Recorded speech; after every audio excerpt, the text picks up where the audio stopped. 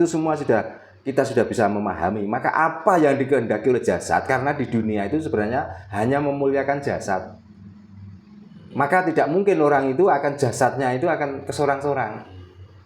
Percayalah, siapapun orangnya, tidak orang yang beragama saja, tidak orang yang berkapitayan saja, tidak orang ahli spirit saja, semuanya akan menghadapi praloyo itu mati. Tapi jangan kita itu menganggap kita itu mati, tapi kita itu kembali.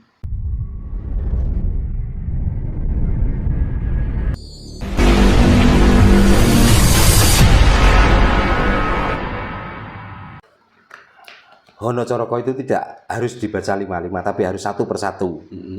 Karena ho artinya Hananiro sejatine hyang. Hananiro sejatine yang. Adanya kita itu perwujudan Tuhan artinya. Lalu no nadyan nora kasat moto sejatine ono. Walaupun tidak terlihat oleh mata bahwa Tuhan itu ada. Carming yang yakni cetha winaca. Carming yang yakni cetha winaca. Jadi perwujudan Tuhan itu bisa dilihat dan bisa dinyatakan. Reksane reketing ing angganira, maka jagalah Tuhan itu yang ada di dalam tubuh manusia itu sendiri. Kawruhana yuwa kongsi kurang weweka. Maka lihatlah. Ya. Yuwa kongsi artinya itu jangan kamu tuh ragu-ragu. Kurang weweka. Karena ketidakpahaman kamu sendiri tentang Tuhan yang ada pada dalam diri. Ini Honcoroko. Dadi dasar yen sira nora waspada. Jadi manusia tidak tahu tentang Tuhan, berarti dia tidak bisa membaca apa yang ada di dalam dirinya sendiri. Tidak paham apa yang ada di dalam dirinya sendiri. Tamatno prabaning yang sung sasmito. Tamatno artinya apa ya? Harus jeli. Purbaning hukum-hukum atau apa? Purba itu purba ini jadi bahasa Jawa nek bahasa Indonesia ini sulit Pak ya. Ya. Jadi tamatno lihatlah ya apa yang keluar dari yang sasmito, dari bahasa karena bahasa itu bukan ucapan tapi gerakan tubuh itu juga dianggap bahasa. Ya. Maka gerakan tubuh dinamakan bahasa tubuh. Suara dari mulut dinamakan bahasa mulut. Nah, kedipan mata dinamakan bahasa mata. Sasmito kang nganti bisa karoso. Ya, contohnya monggo Mas ini diunjuk mereka toyo asrep. Nah, itu sasmito. Sasmito itu memberi kode bahwa ini adalah air dingin, minumlah supaya tahu apakah air ini dingin atau tidak. Waspada wewadi kang sira gawa. Jadi berhati-hatilah mau membicarakan tentang Tuhan ataukah kita itu membuka wadi tentang rahasia tentang Tuhan. Lalekno yen sira tumekeng lalis. Jadi manusia itu jangan pernah membayangkan tentang kematiannya sendiri. Jadi jangan merancang nanti kalau saya mati begini, nggak boleh. Hilangkan dari hidup itu, hilangkan dari rasa dikala masih hidup. Walaupun kita sudah sakit parah, jangan pernah membayangkan di saat kita akan atau setelah kita mati itu. Jadi lalekno yen sira tumekeng lalis. Pati sasar tan wurung nemu popo. Orang yang selalu merancang tentang setelah kematian, berarti dia akan masuk ke dalam pati yang kesasar, pati yang tidak jelas. Maksudnya gimana Pak itu? Ya nanti arahnya malah nggak. Maksudnya orang yang merancang kematian. Contohnya, karena kita melakukan baik nanti kita akan masuk surga. Karena kita berbuat salah kita akan neraka. Maka di hidupnya selalu dia itu basa Jawane getuni marang lakune dhewe. Karena laku tidak perlu digetuni. Laku itu harus dilakoni. Setelah dilakoni kok ini salah, ya sudah kita imbangi dengan perbuatan yang benar. Jadi tidak boleh kita itu menoleh ke belakang. Getuni bahasa ini apa toh? Bahasa Indonesia itu menyesali perbuatan masa lalu, nggak boleh. Gitu. Jadi akan pati sasar tan wurung nemu popo. Mati yang keliru arahnya, maka akan menemukan kesengsaraan malahan. Yo, dasar beda karo kang wus kalis ing godha. Dasar beda karo kang wus kalis ing godha artinya sebenarnya manusia itu kan nanti akan ketemu ini, nanti akan merasa begini, itu kan rekayasa otak kita sendiri. Sebenarnya itu semua kan tidak ada. Namanya mati, kembali lagi mati ya mati sudah. Sudah nggak bisa apa-apa, Pak. Sudah nggak bisa apa-apa, jadi nggak boleh dirancang. Oh nanti kalau begini. Nah ini yang dibicarakan ini tentang jasad ini loh. Gitu. Yang dibicarakan. Jangkane kasembadan. Maka kalau sudah itu semua kita sudah bisa memahami, maka apa yang dikehendaki oleh jasad, karena di dunia itu sebenarnya hanya memuliakan jasad.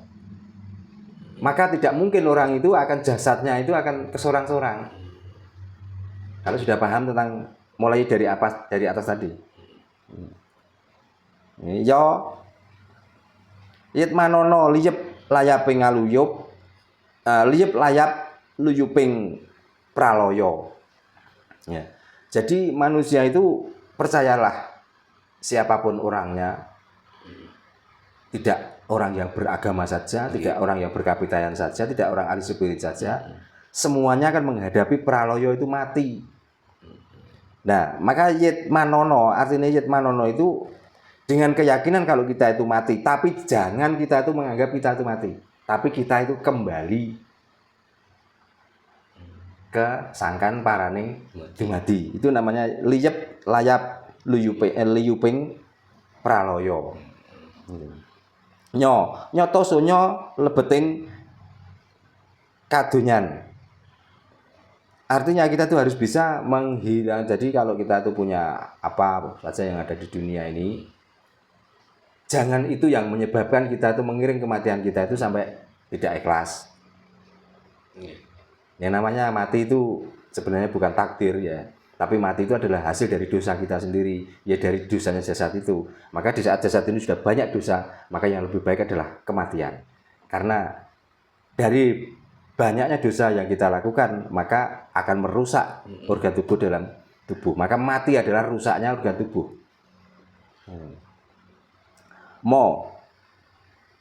Madieng alam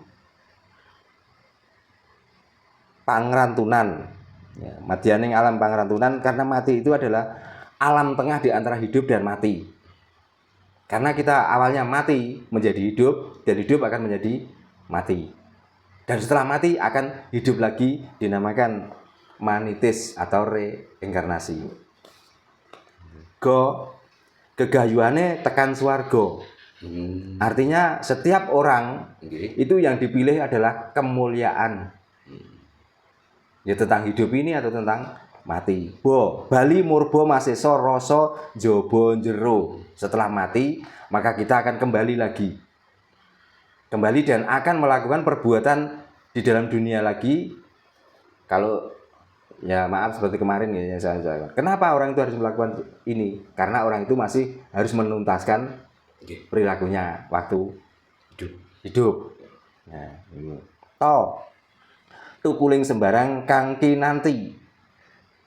Jadi orang manitis itu akan melakukan seperti apa waktu dulu dia mengerjakan hidup sebelum mati dan sebelum hidup lagi.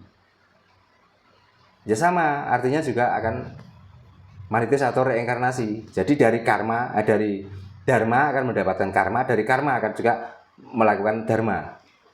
Jadi antara dharma dan karma itu selalu berkaitan. Ngarah-ngarah ing reh mardining akhirat. Apa artinya ngarah-arah ing margine akhirat? Setiap orang hidup yang ditakutkan itu dikala sudah mendekati ajal. Berarti akhirat, akhirku pungkasan, ratku nyawa. Pungkasane nyawa iku lah pertandane wong ku bakal mlebu swarga apa mlebu neraka. Siapapun orangnya di saat mau meninggal kok mendelik-mendelik, melet-melet, ya, berarti dia akan melakukan hidup lagi seperti itu lagi. Selagi dia belum bisa menyempurnakan hidupnya. Ini ringkasan dari Hono Coroko dan ini masih bisa dibedah lagi, termasuk nanti ke apa sandangannya. Jadi sampai kenapa harus pakai wulu, harus pakai apa taring, pakai weknyan, suku, wulu kan nggih. nggih. Terus ini Pak, terkait Hono Coroko nggih.